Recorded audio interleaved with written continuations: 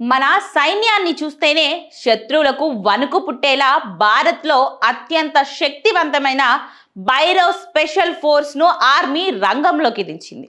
ఏకంగా 1,00,000 మందికి పైగా డ్రోన్ ఆపరేటర్లతో ఒక భారీ మానవ సైన్యాన్ని సిద్ధం చేయడం భారత సైనిక చరిత్రలోనే అతిపెద్ద మైలురాయిగా నిలవనుంది.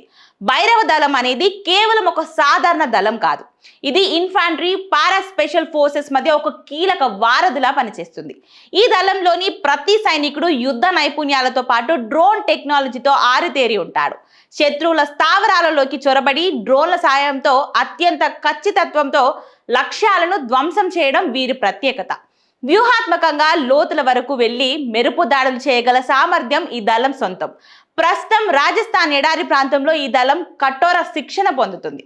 ఇక్కడ సన్ ఆఫ్ ది సాయిల్ అనే వినూత్న కాన్సెప్ట్ ను ఆర్మీ అమలు చేస్తుంది. స్థానిక భౌగోళిక పరిస్థితులు, భాష, వాతావరణంపై పూర్తి అవగాహన ఉన్న రాజస్థాన్ యువకులకే ఈ దళంలో పెద్దపీట వేశారు. వీరిని డెజర్ట్ ఫాల్కన్స్ అని కూడా పిలుస్తున్నారు. సదరన్ కమాండ్ పరిధిలో వీరు స్వతంత్రంగా ఆపరేషన్లు నిర్వహించగలరు. ఆర్మీ హెడ్ క్వార్టర్స్ ఆదేశాల మేరకు ఇప్పటికే 15 భైరవ్ బెటాలియన్లు రూపుదిద్దుకున్నాయి. వీటిని పాకిస్తాన్, చైనా సరిహద్దులోని కీలక ప్రాంతాలలో మోహరించారు. భవిష్యత్తులో వీటి సంఖ్యను 25కు పెంచాలని సైన్యం లక్ష్యంగా పెట్టుకుంది.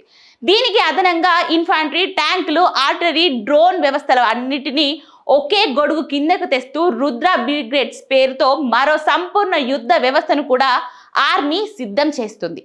ఇటీవల జరిగిన అఖండ్ ప్రహార్ విన్యాసాలలో భైరవ్ దళం తన యుద్ధ ప్రావీణ్యాన్ని చాటుకుంది. Southern army commander lieutenant general Dheeraj Seth సమక్షంలో సాంకేతికత, శారీరక ద్రాఢ్యం కలగలిసిన అద్భుత ప్రదర్శన ఇచ్చారు. ఈ ఏడాది జనవరి 15వ తేదీన జైపూర్ లో జరగనున్న ఆర్మీ డే పరేడ్ లో భైరవ్ దళం తొలిసారిగా ప్రపంచానికి తన శక్తిని పరిచయం చేయబోతుంది. ఇక ప్రపంచ వ్యాప్తంగా మారుతున్న యుద్ధ సవాళ్లను ఎదుర్కోవడంలో ఈ టెక్నో వార్ఫేర్ సైన్యం భారత్ కు తిరుగులేని విజయాన్ని అందిస్తుందని రక్షణ నిపుణులు విశ్లేషిస్తున్నారు.